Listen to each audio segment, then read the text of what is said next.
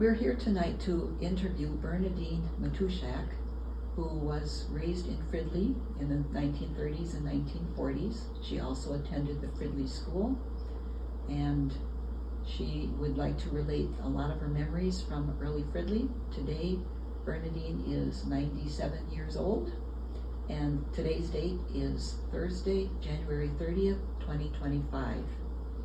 And so Bernadine, I'd like to ask you some questions, and I'd like to start with, when did your family move to Fridley and what brought them here? My family, I was born in 1927, and in 1930 we came to Fridley. We lived at my Grandpa Clyde Scheer's house on Old Central, 1 block south of Rice Creek Road. And my Grandpa Clyde worked at the National Pole and Treating Company, and he got my dad a job up there. And so we lived in his house, and he moved up. The National Pole and Trading Company had a hotel, but at that time it wasn't called hotel. It was just a building where people from up north would stay because there were no jobs up north, and they came down here and worked there, and they had sleeping rooms, and he worked in the commissary, my grandpa did, and sold food out of the commissary for the employees. They would go home on Friday night and come back on Sunday night. And my dad worked up there for several years, and he took my sister and I, when we were a little older, up there to see how they took these big long telephone poles and dipped them in this big long bin of creosote, and a machine lifted them in this big bin and then lifted them out and put them aside so they would dry, and then the electric company would come and get them, and telephone company, and drill a hole in the ground, and that's how we had lights and telephone. Now, your dad built a home on Yeah, Mississippi Street. after my sister Norma was born, he bought 10 acres of land from Herder Nelson, and we built. In the meantime, he was building this house for us on Mississippi Street, on the corner of Jackson and Mississippi Street. We lived there until I was almost 21, and it was a old-fashioned house with an upstairs, and we moved there when my sister was born, because my Grandpa Clyde's house was very small and only had 2 bedrooms. And so my dad built this house on Mississippi Street. And it still stands today. Yes, and at that time, Fridley was a township. Mm-hmm. And we only probably had 40 or 50 people living there, and our address was Rural Route 8, Anoka. And then my brother Roy came along. He's 10 years younger than I am, and Norma was 3 years younger than I am. So we all three, the 2 of us, my sister and I, moved there, and then Roy was born in that house, and my mother was pregnant when she moved there. And your family, or your dad had animals? We had a 10-acre farm, and we had a cow, we had chickens and turkeys, and I had a lamb for 4-H. And when I lived on Old Central, I had to walk from Old Central past Sandy Hook, or it was called Sandy's, down Mississippi to go to school. And I did that for 2 years before we moved. You had to walk to school. We used to walk from Grandpa Clyde's house across the field, and we would come out at where Highway 65 is. That was the shortcut. But in the summertime, when it was warm, we would walk up to Sandy's and walk down Mississippi Street, which was not blacktop, it was gravel. And when we moved to our house on Mississippi Street, I was only 2 blocks from the school. And there was, when I graduated in 1941, there was 8 kids in our class. And I know my teachers' names. And they Miss were... Scherer and Miss Wiseman. Agnes Sparrow lived right across the street, and she lived with her mother and dad on that farm. They had a farm too. Did she become Agnes Gallagher? Huh? Did she become Agnes Gallagher? Yes.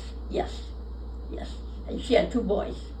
But getting back to living on Mississippi Street, we had, my dad worked nights at the National Pole, so my sister Norma and I would have to take the cow out in the morning, and we'd stake her back in the sand dunes close to where the high school is. And then in the afternoon, we'd come home from school, we'd go get the cow, and we had to take turns. One night she'd milk it, one night I would milk it. And we had 150 turkeys, and we had chickens, and I had a lamb for 4-H. And at the time, the state fair was not going that well, and so we stayed at North St. Paul High School for 2 nights, and they judged our lamb, and my lamb won first place, and it was bought by the Anoka State Bank.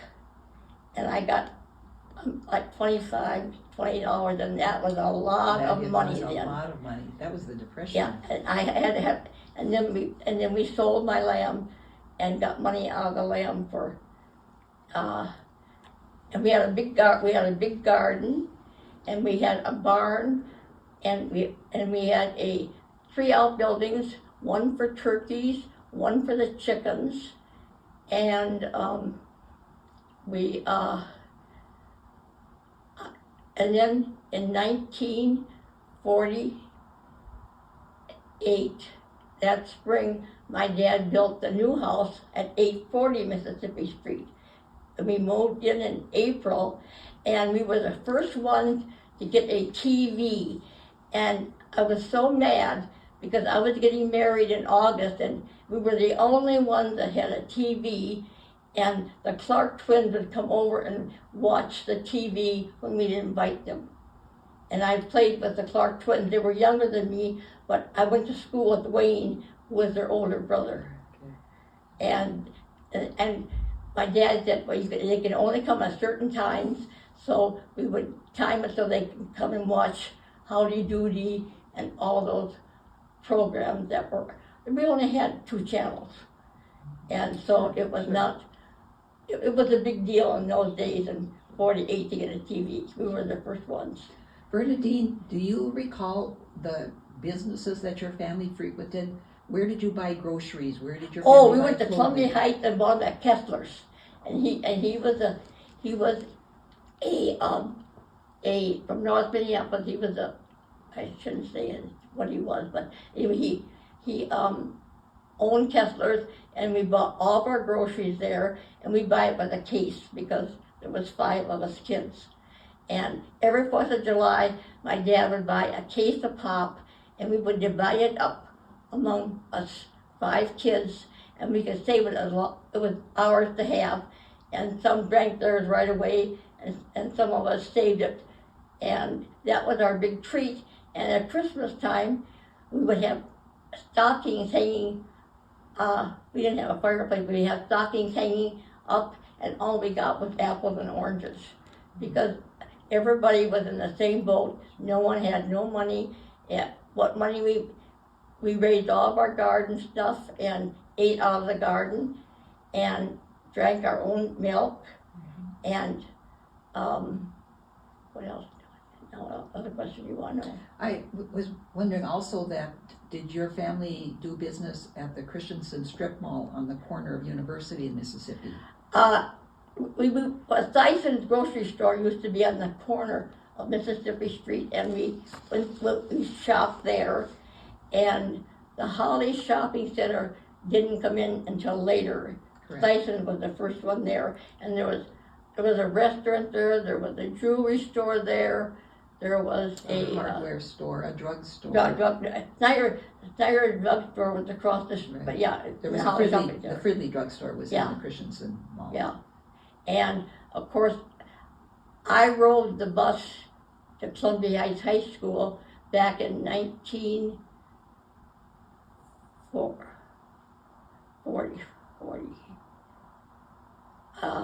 I graduated in 1940.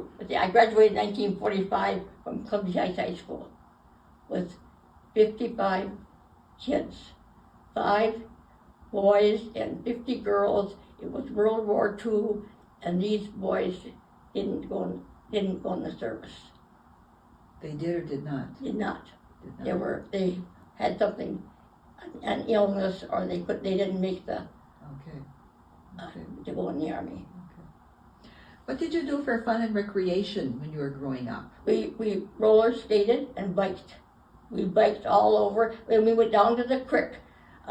We cut through Herder Nelson's driveway and go down to the creek, and we go swimming down in the creek. And it was about 3 or 4 feet deep, so my mother never worried about us drowning because we just went on to be in the water. Did you skate in the wintertime? Huh? Did you go skating in the wintertime? We went skating. We did it in the creek. We went down the creek was probably a good 4 or 5 blocks from our house, and otherwise I went to the little school, grades 1 through 4, and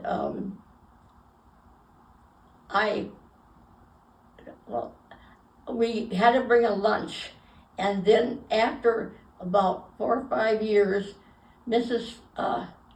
Fred Swan came over and made us a hot lunch, and we had one thing for a hot lunch that she volunteered at first, and then I think the school finally got around to giving her a dollar or so to come and make us hot lunch, and we ate downstairs, and we would sit in chairs and have a bowl of soup or a bowl of hot dish that she made on the stage. That's where the stove was, and they bought a stove so she could make us hot lunches.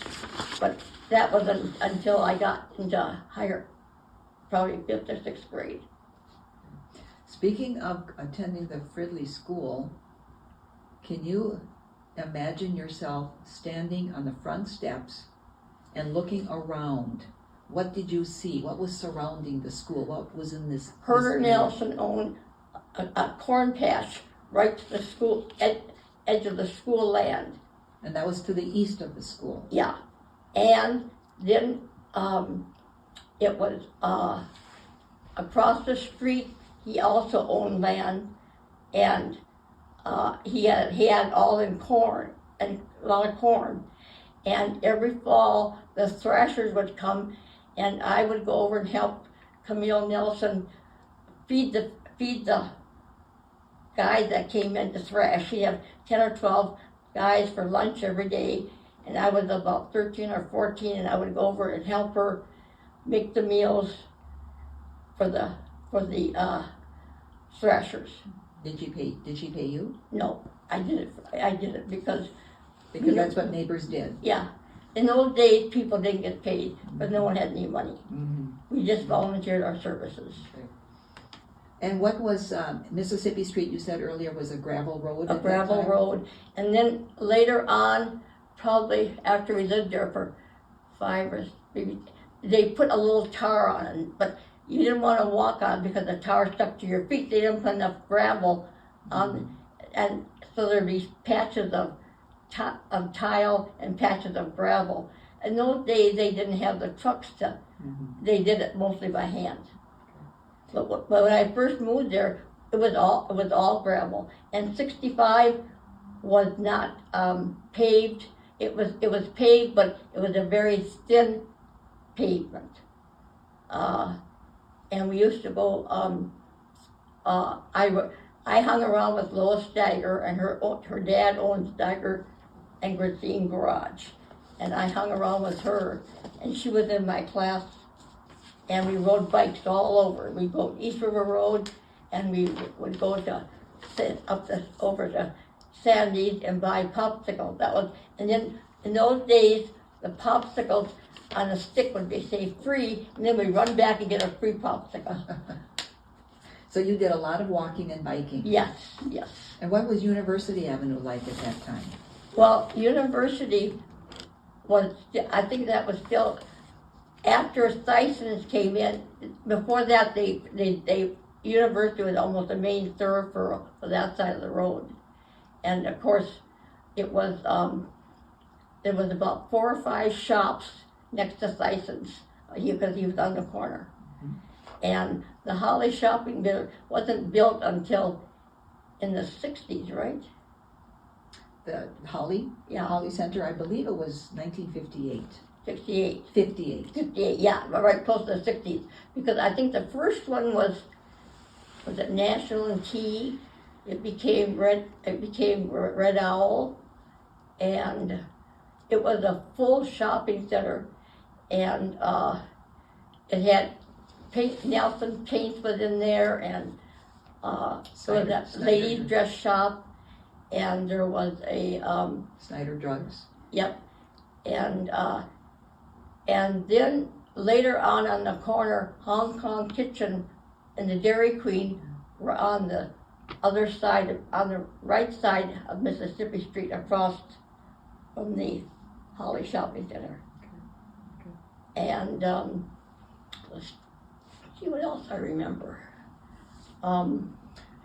After they had been living there for quite a while, Herder Nelson gave his daughter Audrey a lot next to us, so they made a driveway,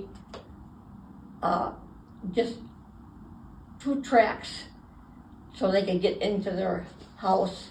And behind our land, there was an old bachelor that lived behind our 10 acres.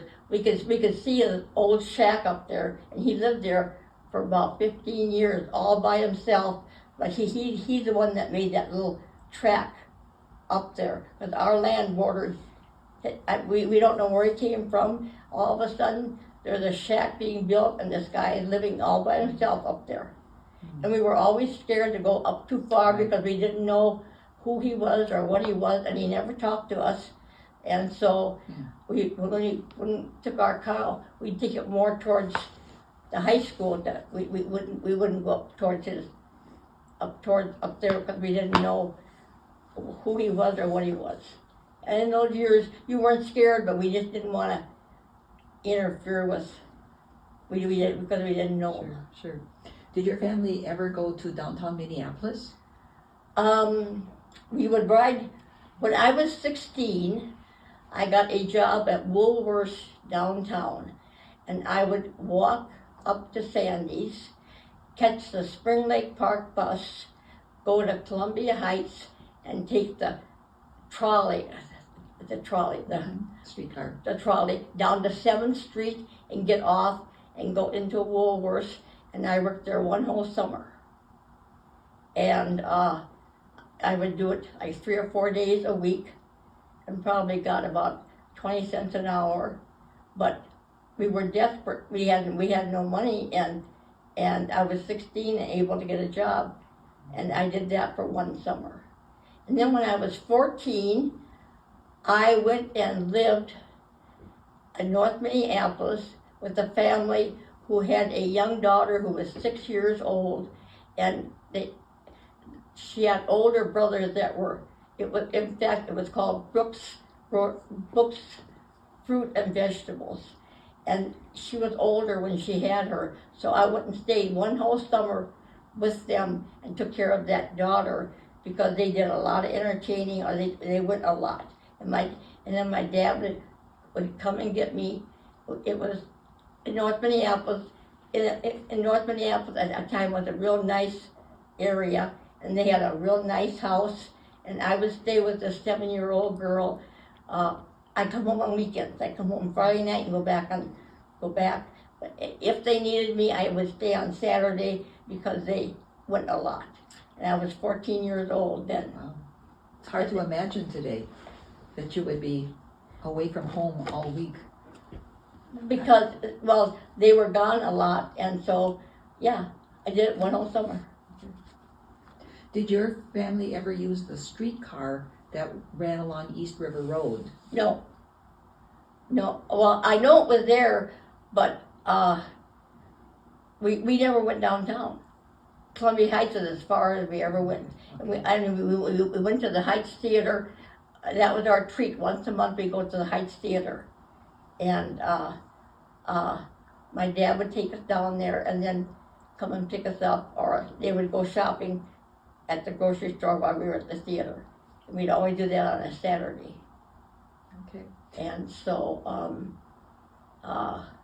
of course, I seen a lot of Roy and Gordy because they were back and forth all the time, and they were Gordy was either at our house or Roy was down at Gordy's house. It was only a matter of 3 or 4 blocks.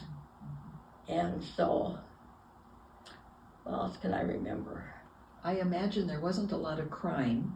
No, But what? I was not scared. I went out at night and we rode our bikes at night. I would ride home. Lois Stagger lived on Channel Road at that time. And I would ride to her house, and we were never scared because there was nothing, there was no one around, no houses are around, but there were hardly any cars neither.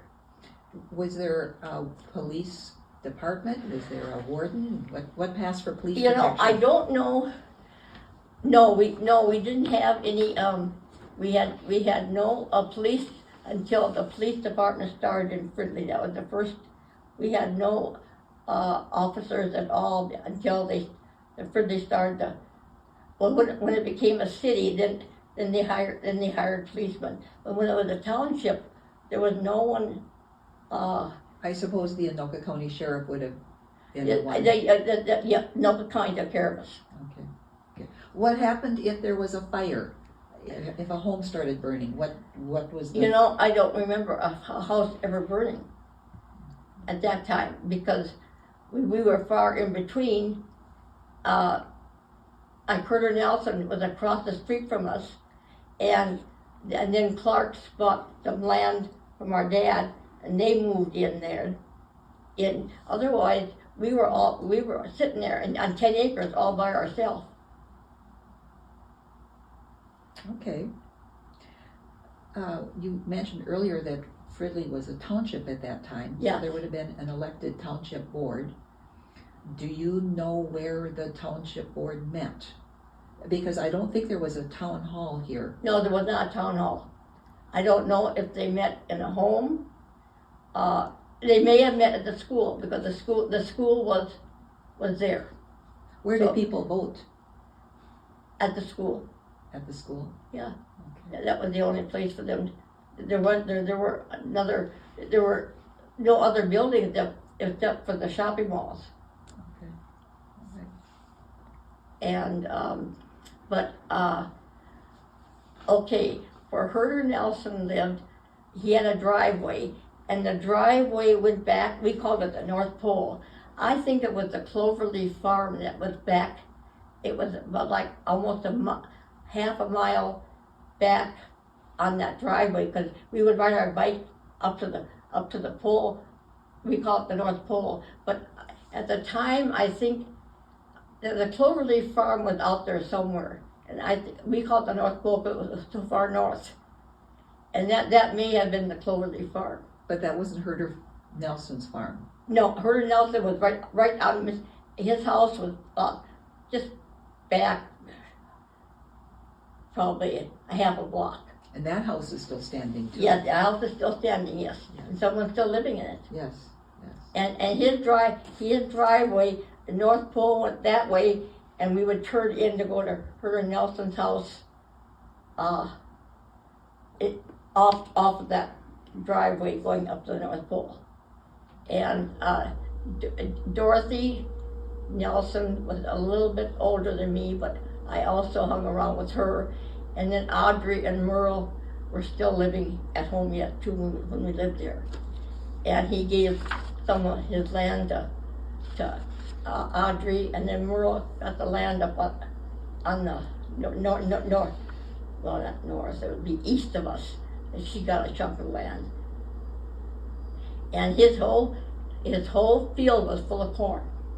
He had acres and acres of corn.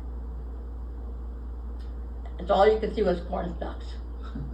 You could hardly see the school because the corn stalks were really high. We could see the school from our house, but you seen this big field of corn. It's a wonderful image, but it's hard to imagine. Yeah, all that corn, all around his whole house. Yes. That's all he raised was corn. Okay. Cows too. He had Oh, cows. he had cows. Oh yeah, he had a big barn full of cows. Okay. But I'm just saying, But when it came to crops, it was corn. yeah, and he would use it for his own benefit because the cows ate the corn. What year did you get married? What? What year did you get married? I got married in 1948, and we had just moved into our house, a new house in April at 840 Mississippi Street, and then we rented a house down in Minneapolis, a two-room apartment, and then we built our house on Channel Road. My dad was building houses, and we built our house on Channel Road, and we lived there for 15 years. And then when I had my fourth child, we built a house up Gardenia, one block into New Brighton. The Catholic school was not there yet, and we went up Gardenia, and it was on call 29th that we bought a house. It was probably a block off of Gardenia, and it was not blacktopped. And when my little daughter was 5 years old, she went to kindergarten, and I would walk her up to the corner to catch the bus, and we would walk in mud. It was clay over there. But not in Fridley. I was going to ask you next. Sand? Was there a lot of sand? Sand, all sand. And sandburrs? Sandbur, a lot of sandburrs. Yes, a lot of sandburrs. And a lot of hazelnuts. We used to go out and crack hazelnuts and eat them. Mm. We had a lot of hazelnut bushes. Berries? Oh, no, hazelnuts are a nut. No, I know, but were there berries around too? We had strawberries. Strawberries? But we raised strawberries Okay. ourselves for our own use. Okay. All right. Bernadine, do you remember the Armistice Day blizzard in 1940? Yes. What do you recall? I recall it was a very calm day, and all of a sudden it started to snow, and we did not know at the time, but there was a bunch of duck hunters down in southern Minnesota, or wherever they were going hunting, and the blizzard was so bad they never got back. I remember it snowed and snowed and snowed, and we had to dig out. It took us 2 days to even dig out our yard. It was so bad. Mm. Okay. What about the 1965 tornado? That I was living in New Brighton at that time, and I was somewhere going down Gardenia, and I watched the roof of the high school go across the field. It just went like that. I was going down Gardenia. My sister Judy lived down on Gardenia, off a block off of, as you came in, you would turn to the right, and she lived there for several years with Andy and Heather and Tommy when they were little. But I was going either to my mother's or somewhere, and I shouldn't have even been out because it was getting dark, and it just. But you didn't make it through to your No, mom's house. no, I turned around and went home. 'Cause the wind started to come first, and I thought, what is this wind? Because we never had big wind, and so then I turned around and went home. And so and then the next day, they blocked off Fridley and you could not get in. And so we did not know, the telephone lines were down, so we did not know for a day if our folks were all right or not, because they lived right behind the Holly Shopping Center. What a terrible feeling. And I remember going down, afterwards, going down Pandora, because I knew Clark. Clark was, he lived in New Brighton. He married Clark. You remember the Clarks? You talk about Gwen and Yeah. Grace? No, they lived on Pandora. Oh, no, I don't know who you're talking about. Anyway, it hit their house. Mm. She used to be in our card club. We had a poker party. Lorraine Weiss had a cabin up in not Stacy, but every year we go up to her cabin and play. We go for 4 or 5 days. Carol, Judy, and I, and her name was Lorraine Weiss, and her husband owned that Weiss carpet company down in Central. You remember Lorraine Weiss? No, I don't. Yeah, she lived. My dad built their house. That's how come. And he owned a carpet company? Yeah, the Weiss Carpet Company down on Central Avenue. My dad built Lorraine Weiss's house on the corner of from 4 houses from where we lived. Okay. And Carol lived on, they built Carol's house there too, on Jackson. Mm-hmm. Yep, I know that. Yeah. Yes. Okay. One question that came up is, have you ever heard Old Central being called the Sportsman's Highway? Sportsman Highway, no. You're not It familiar with that? was always Old Central to us. Okay. Okay. And it went past, I don't know how far, I don't even know how far it went out. I remember Ham Lake. So it must have went past, Old Central must have went past Ham Lake. Mm-hmm. Because I remember Ham Lake. Yeah. Okay. And see, that Old Central was the only road north.